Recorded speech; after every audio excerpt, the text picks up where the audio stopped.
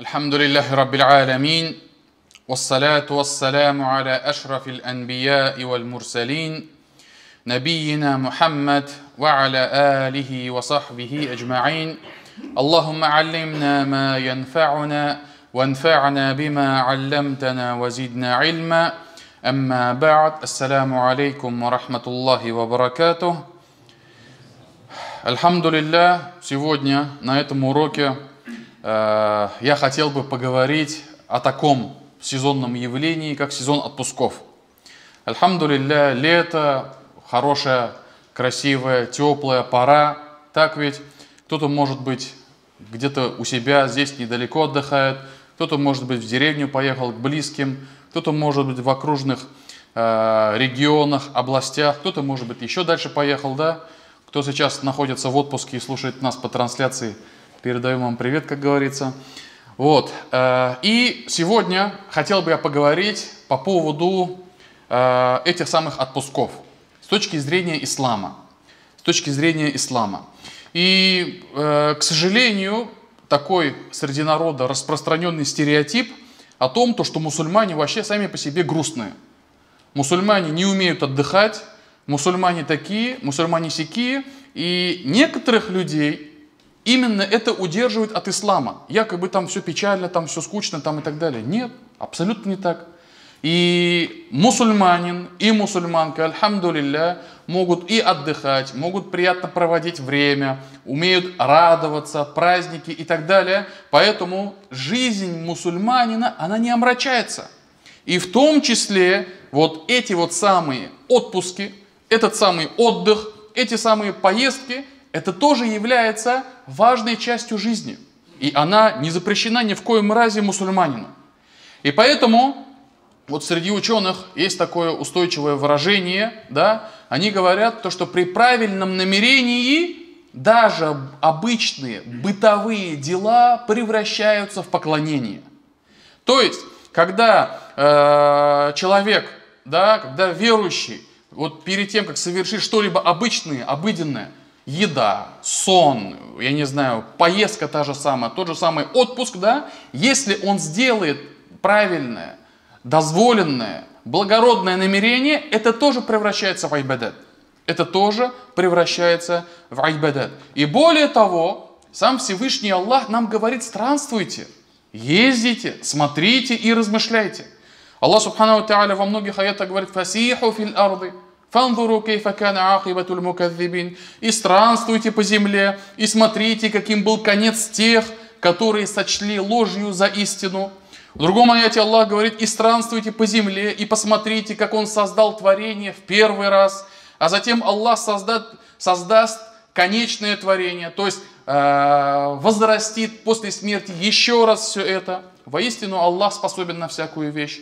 Вот эти аяты нам говорят, что ходить, ездить, путешествовать это не запрещено. Наоборот, если верующий при этом будет размышлять, если верующий при этом будет брать в себе в назидание, это более того, это укрепит его веру. Укрепит его веру. И поэтому просто куда-то выезжать, это наоборот не запрещается исламом, а даже поощряется. И более того, если он сделает правильное намерение, это превратится в айбадат. И поэтому та же самая еда, тот же самый сон, те же самые поездки. Если, например, он сделает себе такое намерение, то что я ем для того, чтобы быть еще более лучшим, да, еще больше совершать поклонений, еще больше совершать благих дел, я выезжаю в поездку для того, чтобы сблизиться со своей семьей, со своими детьми, со своей женой, да, и в этом укрепление семейных уз, брачных уз, родственных отношений, когда куда-то выезжает, посещает своих знакомых, близких, родственников, которые, возможно, живут далеко от него, да, и вот все это, вот эти намерения превращают даже обычную поездку в айбадат, в поклонение. Пророк, саллаллаху алейхи вассалям, в одном из своих хадисов сказал, когда перечисляет благие дела, он сказал: даже, говорит, в вашей близости, в совокуплении, есть садака, есть благое дело. И тогда сподвижники удивились: о, посланник Аллаха, мы, говорит, справляем свою нужду, то есть справляем свои страсти там, и так далее, да? И за это нам, говорит, будет награда? Это же, говорит, обычная бытовуха, это жизнь, как сказать. Ну неужели мы даже за это будем награждены? И пророк, саллаллаху алейхи вассалям, сказал: если бы верующий это совершил запретным способом, харамом, зина, был ли бы ему за это грех? Конечно же, был бы. И вот точно так же, и когда он совершает это дозволенным способом, халяльным способом, за этому будет ему награда.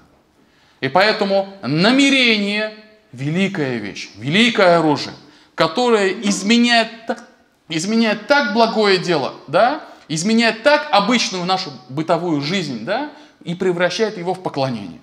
И поэтому я вот от многих братьев, альхамдулилля, слышал, и сам тоже это испытал, да, вот когда ты в автомобиле, в машине едешь со своей женой, со своими детьми куда-то далеко, это очень сильно сплачивает, очень сильно.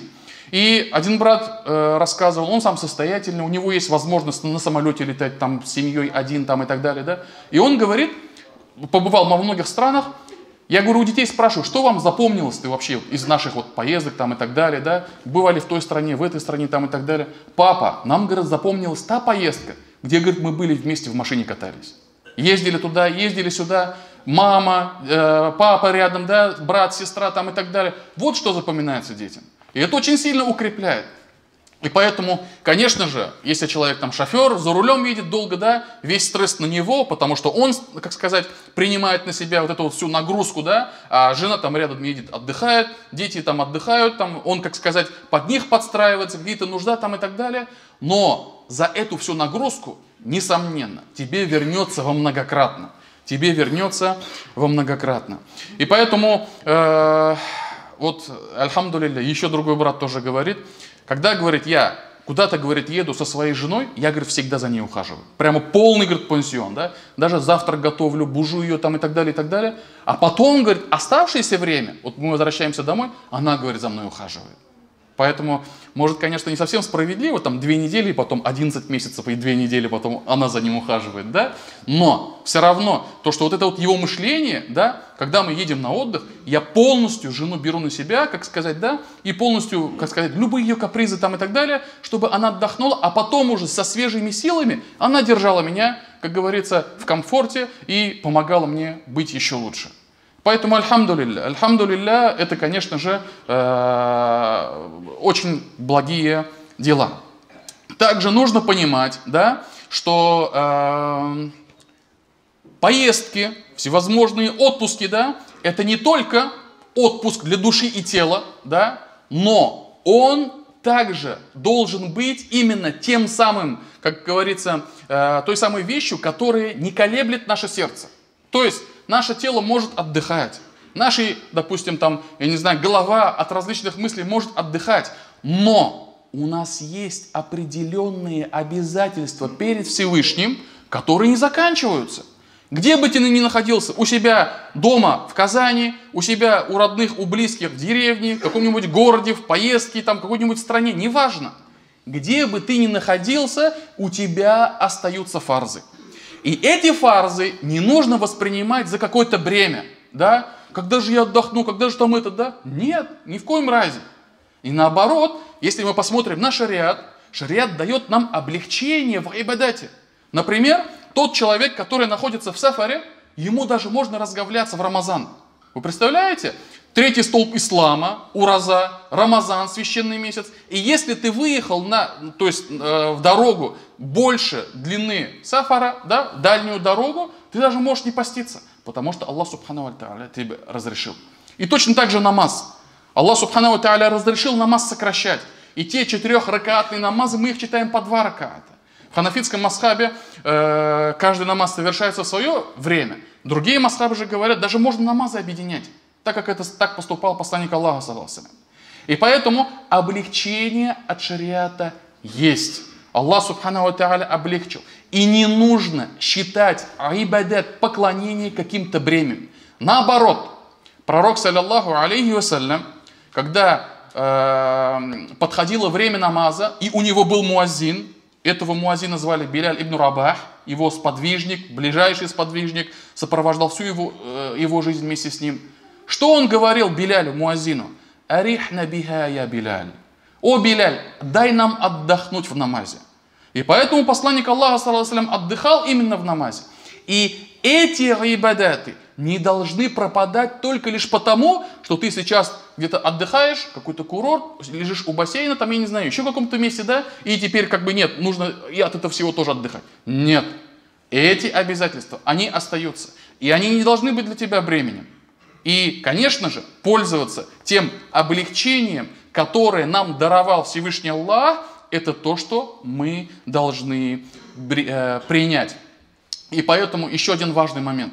Вот когда кто-то выезжает куда-то на отдых, на какой-то отпуск, на какую-то поездку, всегда должен планировать свою поездку таким образом, как он будет совершать свой намаз.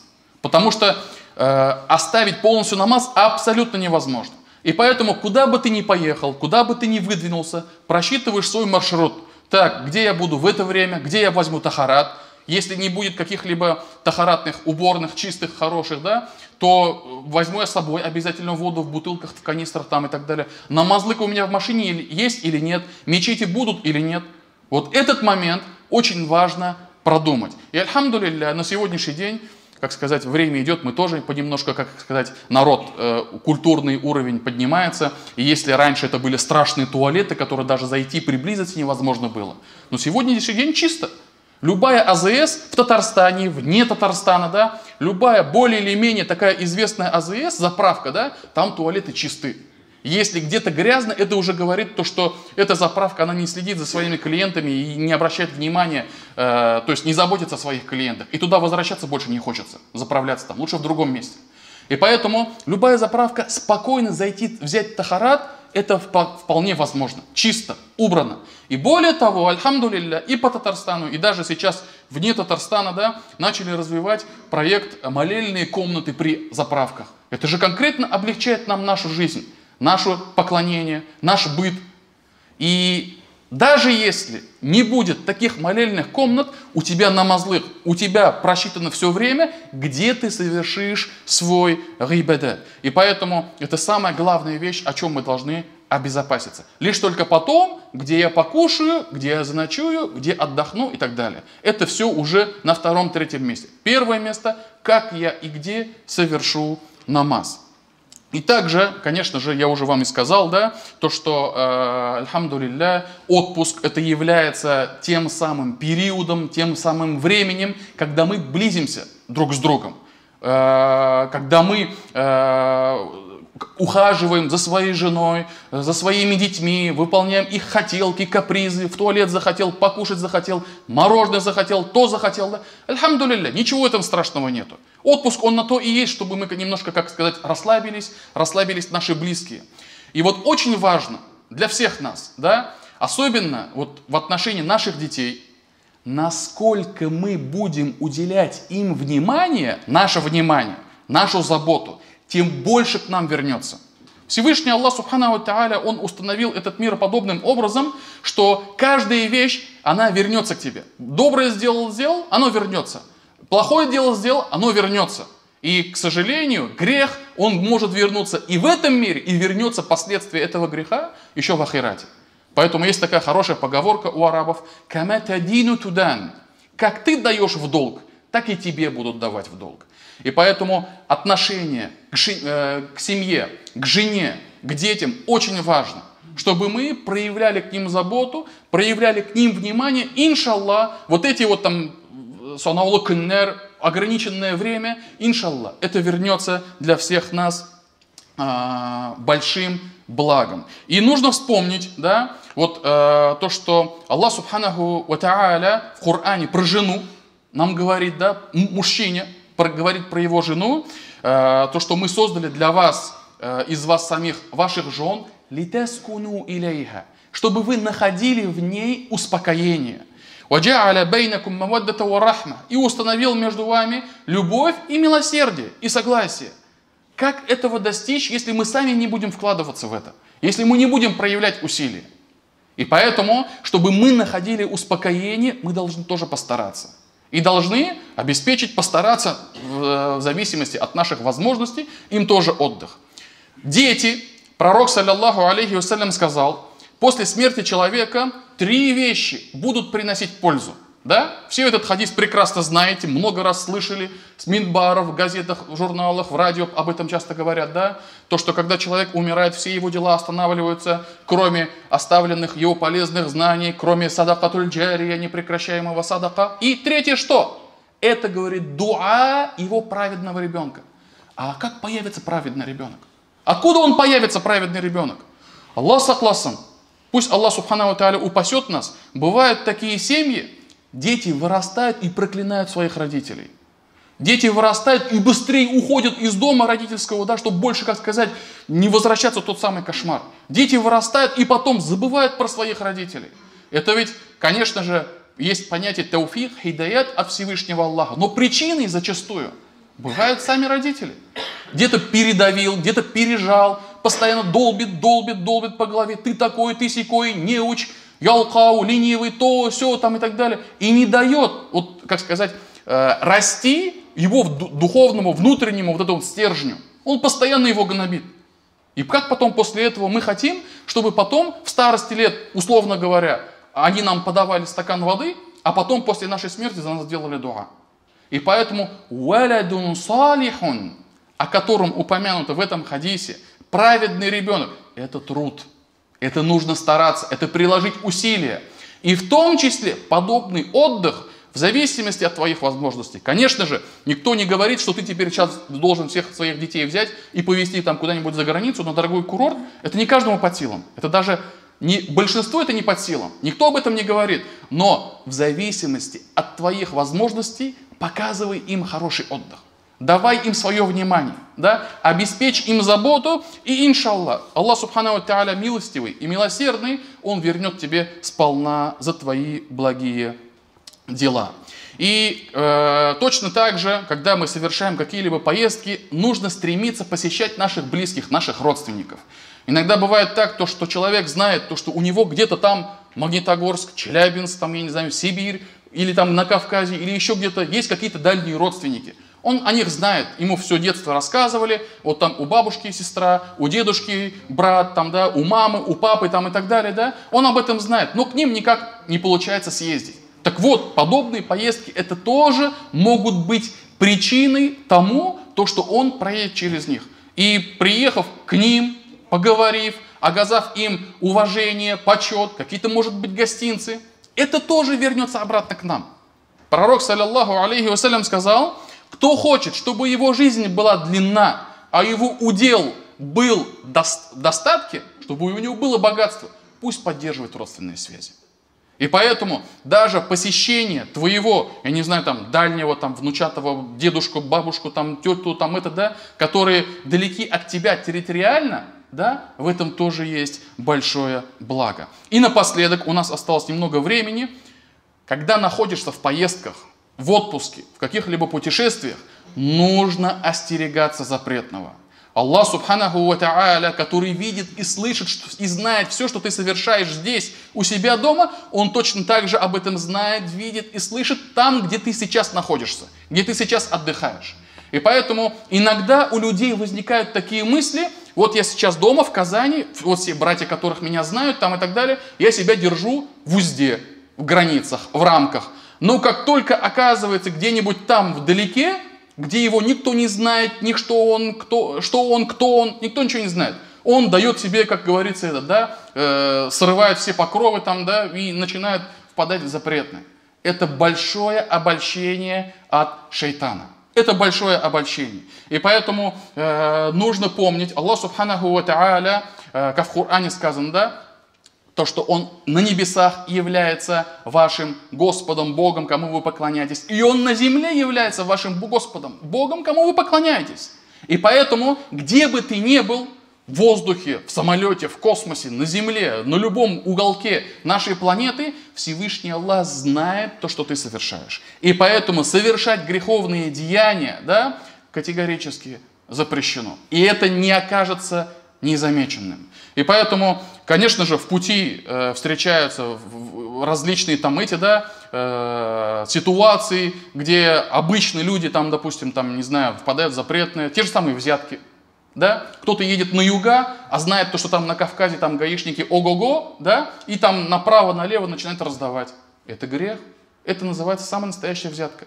Где-то, допустим, там еда будет не халяльной, недозволенной. Есть ее, это тоже грех. Да? Находиться в каких-либо местах, где открыто прямо явно совершается зина, разврат, где, как сказать, вот это все на виду, да? Вот эти вот все конечно же, там быть и находиться, и потом, как сказать, ходить на это глазеть, недопустимо. Альхамдулилля, Юсуф Хазрат на прошлом вагазе рассказывал про потупление взоров. Это тоже актуально для тех, которые едут в теплые места, в теплые страны. И альхамдулилля, для тех, которые хотят сделать свой отпуск, свой отдых дозволенным, альхамдулилля, есть на сегодняшний день вполне хорошие инструменты. Даже есть специальные, я не знаю, там отели, там курорты, да, которые по халяльному стандарту, где все это отсутствует. Поэтому мусульманин должен обезопасить себя и свою семью от запретного, где бы он ни находился. Дома у себя или где-либо на отдыхе. И напоследок, конечно же, мусульманин должен придерживаться мусульманского адаба, обычный, бытовой, гигиенический адаб, не мусорить, не это, да. Вот сердце разрывается. Один брат приехал, не буду говорить откуда, но Кавказ, да. Красивая, говорит, природа. Мусульмане, альхамдулилля. Все, говорит, хорошо, еда, говорит, вкусная. Но, говорит, грязно. Везде, говорит, грязь. Везде, говорит, пластик валяется. Везде этот. Это кто нам намусорил? Это какой-то там, я не знаю, в Сибири приехал какой-нибудь там да, там нефтяник какой-нибудь там. Или какой-то турист приехал с Вологды. Это такие же люди, как и мы. Это такой же Магомед, такой же Ахмед, такой же Ибрагим, как и все мы. Который ходит туда, ссорит, бросает и это. И поэтому мусульманин должен использовать свой адаб и сохранять ту самую чистоту, где бы он ни находился. И поэтому совершать вот эти вот туалетные вещи, да, там мусор бросать там и так далее, это тоже зачастую мы сами виноваты в том, что те красивые места, они засоряются и становятся грязными.